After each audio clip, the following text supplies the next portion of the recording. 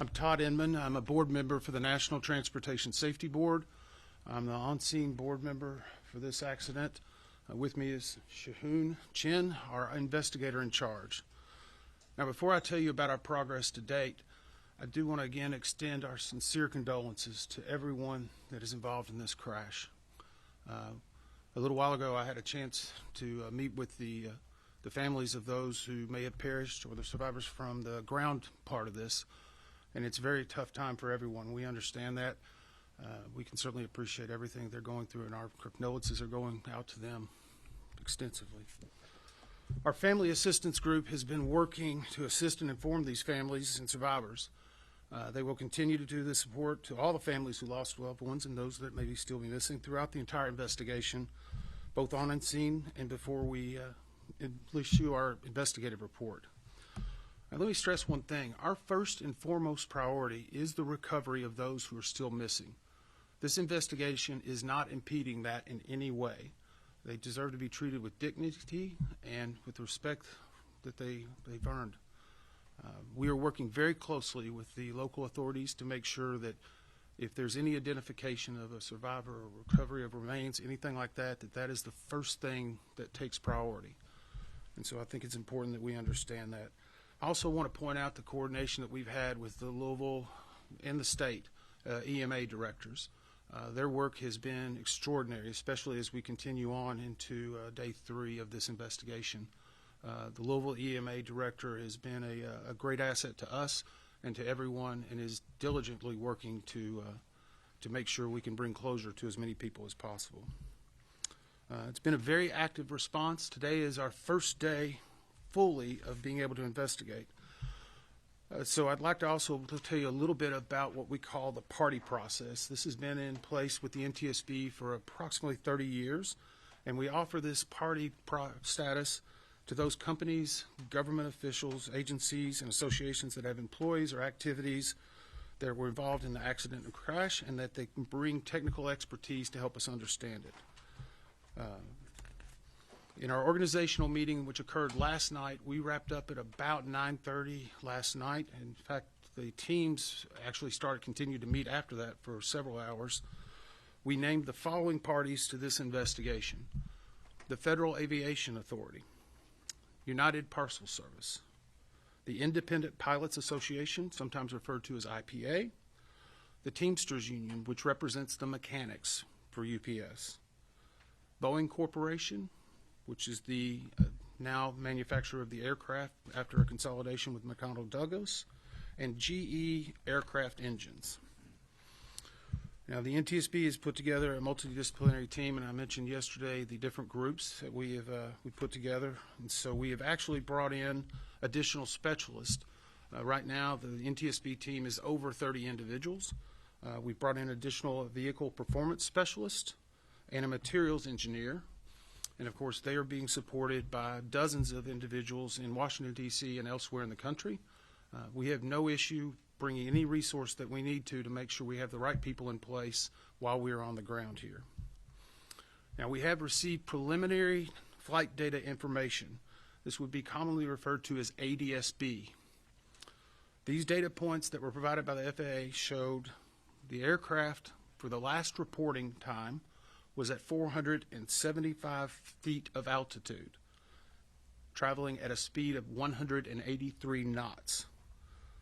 This data point was collected at 5:13 and 32 seconds Eastern Standard Time on the night of the accident. This information will be coupled with the flight data recorder information and other information that we receive that will help us prepare a timeline of exactly what occurred and in what progression, what was known in either the cockpit or on the ground, and it is another important part of the information. Yesterday, we also did what was called a FOD walk. This is a foreign object debris. This FOD walk occurred on runway 17 left, or L, and 17 right, or R.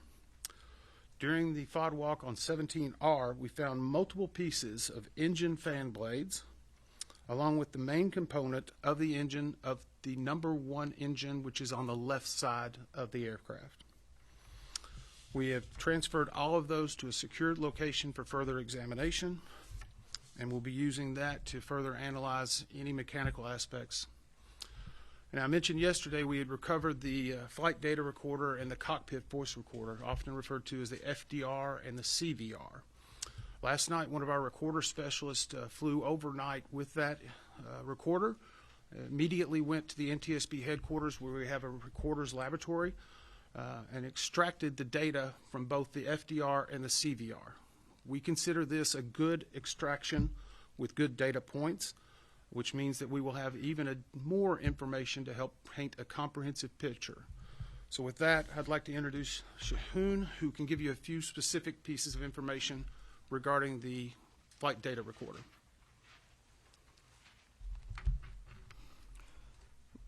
Both recorders were recovered and disassembled at the NTSB Recorders Lab in Washington, D.C. The FDR, or the flight data recorder, download was successful. It had about 63 hours of data over 24 flights, which included the accident flight. This FDR recorded about 420 parameters. Those parameters included altitude, airspeed, engine information, as well as system statuses for the onboard systems installed. The NTSB will form an FDR group at Washington, D.C. at our headquarters in the coming day.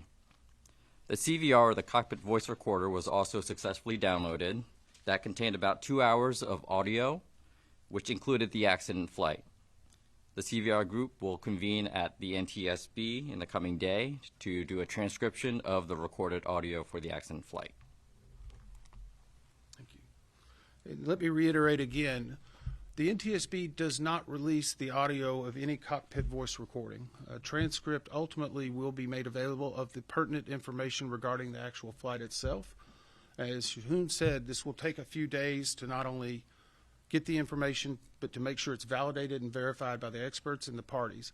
So we will not be having any information on that for at least another day or two. So with that, we'll try to take a few of your questions. Again, I would ask that you raise your hand, tell me your name and the agency you represent. Joe. This plane was on the ground for over a month in San Antonio. And you represent? The Courier. Sir. This plane was on the ground for over a month in San Antonio. Was it there for repairs? You know, major repairs were done. Was a C check or a D check done? And were the engines removed and pylons removed? So the question for those who may be watching is, we understand that the plane was in San Antonio, Texas for approximately 6 weeks, and what type of maintenance or what type of work was done on that. We are aware that this aircraft was there in San Antonio. We have actually started to pull those records down. We have a specific group that is that has experts in not only maintenance but repair, job cards, and all of the requirements of that. We're currently downloading that information and going back, and we will actually, as part of the investigative process, we will go back even further from that to get additional pertinent details about certain inspections and checks based on the age of the aircraft, and we will move forward and we will look at every piece of maintenance that was done, even from the San Antonio time all the way to the date of the flight. So those are pertinent and important information. We're aware of it, but it's going to be a laborious process to go through everything, especially whenever you're talking about 6 weeks of being there. We're also pulling CCTV information from the field to be able to understand anything that was being done around the aircraft in the days leading up to it. Yes, ma'am. Valerie Chen with WDRB News. There were reports that the plane was delayed that day as the engine was being worked on. Can you confirm that, and what details do you have? So the question was, there's reports regarding delays in regard to the engine before the flight. We've queried, and UPS has told us at this time there were no maintenance work done on the aircraft in question immediately prior to the flight that would delay it in any way, shape, or form. Obviously, one of our jobs is to make sure we verify anything that we may learn through multiple sources, but nothing to this point has been presented to us to dispute that. So our belief is today that there was not a maintenance issue regarding that aircraft prior to the flight subject. Tom? Mr. Redmond, there was some reporting to suggest that the crew of that plane they were supposed to be on a different plane, and and that plane was swapped out for a maintenance issue. In other words, they were on the second plane to take to Honolulu. The previous plane that they had been assigned to may have been swapped out because of its own maintenance issue. Are you aware of that? And also, can you speak to if there is a broader concern about the MD-11, what steps will you take to ensure that that word is spread out and maybe there's a fleet-wide inspection? You know, each time you ask a question, Tom, you ask two. But that's okay. That's okay. That's okay. The question was in regard to the incident aircraft, and that there's been some reporting or discussion of whether or not it had been swapped out by that crew to take a different plane to on its Honolulu flight. Right now, we've not gotten any specific information on it. The good news is UPS, their flight scheduling, and all of their crews are being very cooperative with us, providing everything we need. So we will go back and look at that history, because whenever a crew is assigned, obviously sometimes that's a last-minute change. But with cargo operations, it doesn't happen very quickly if you have to move a lot of cargo and other things. So the good news is, again, we've got CCTV footage. We can be able to identify and validate that very quickly, but it is one part of the pre-flight information that will be part of our report. The second question was in regard to the MD-11s. And I can say this, you know, every aircraft, based on its age, the number of hours and cycles, has to go through a series of checks that have been tested and verified over many years of this plane flying. We are going back and looking to confirm every one of those checks were conducted and to verify. And sometimes in accidents like this, we may make recommendations for a different check or a different type of work to be done. But the most important thing I can stress to you, we have no problem or concern if we find something that is of life safety or that is urgent, of making an urgent recommendation. To date, we have not found anything that would indicate we need to take that action, but we have no problem making that recommendation immediately when we find information that could help the traveling public and make them safer. Yes, ma'am. Alexis Matthews, WLKY News. As far as your investigation and prioritizing those people who are unaccounted for right now, do you treat the plane victims and the victims on the ground the same in your investigation, or are they classified differently? So the question is in regard to the plane victims and the victims on the ground. Let me again stress, we are not involved with the coroner's operation, the medical examiner, or the emergency management association. Sometimes in the course of the way we brief families, we may conduct separate briefings just because they have a different set of questions and concerns and issues. As I said earlier, earlier today, I briefed the families of those who were on the ground. There were approximately 50, 60 people. It's a tough situation. It's hard. Their main issue is, where's my loved one? Because right now no one's been identified. After this conference, I will be briefing the families of those that were on the plane itself. So the only real differentiation for us is how they receive the information, which may be pertinent to what they need, especially in the early days of an investigation. Yes, sir. Two more questions, please. Conrad Delush with WHAS. As part of the investigation into this, is there going to be an attempt to reconstruct the entire plane, or even just the left wing where the engine fell off? So the question was, will there be an effort to reconstruct the entire plane or just the engine? It depends on what we need to do. Right now, we're recovering still a lot of debris. I was at the incident location today and spent several hours walking, and you can very clearly see a path, if you will, from where the airport was and to where the debris field is. And you can kind of see it aerially, but whenever you're standing there, you can see burnt trees. You can see molten. While we were there, we actually, one of the other engines was very prominently positioned, but it's a large item that'll need crane work to be able to bring in. As I said earlier, the number one engine on the left side, we have already retrieved and put it into a secured location. We will do everything we need to find out what happened and to figure out how to keep it from happening again. We have no problem if we need to. We've reconstructed entire planes that were in the ocean before. The main thing is that we understand this and get answers. One more question. Tom Hanson with CBS News. First of all, Chris Van Cleve sends his regards. I just want to circle back to the history of repairs. I know that you guys are downloading that. You are sifting through that history. We've seen reports that it needed repairs on one of its fuel tanks and on a rusted part of the plane. How confident are investigators that those repairs satisfy the safety criteria for this plane to fly? So the question was regarding some reports that possible needed repairs that were done.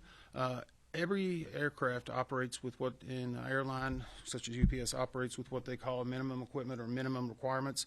The parameters can change based upon what the necessity is, because sometimes you can have something that maybe a light is out and it's still safe to fly.